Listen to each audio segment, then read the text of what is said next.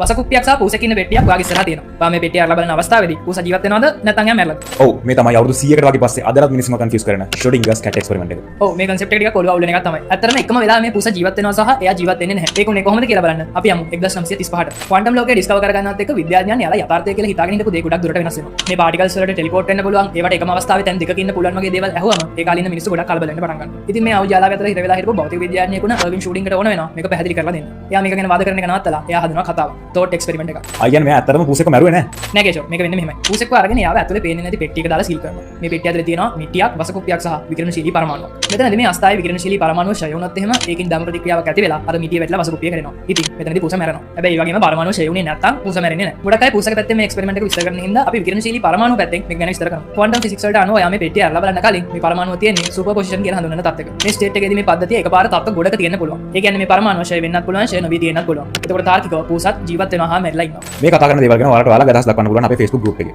link එක comment එකේ ඇති. හරි. හැබැයි තේමේ කලින් කිව්ව විදිහට පූසා එකම අවස්ථාවේ ජීවත් වෙනවා සහ මැරෙනවා කියන දෙකම වෙන්න බෑ නේද?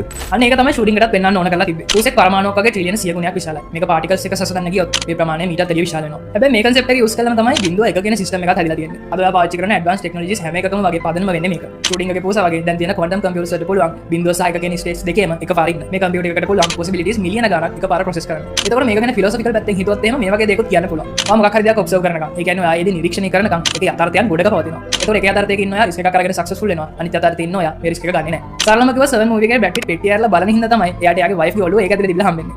මේ වගේ සංකීර්ණ theories සරලව දැනගන්න කැමති නම් අනිවාර්යයෙන්ම සීවස් follow කරන්න.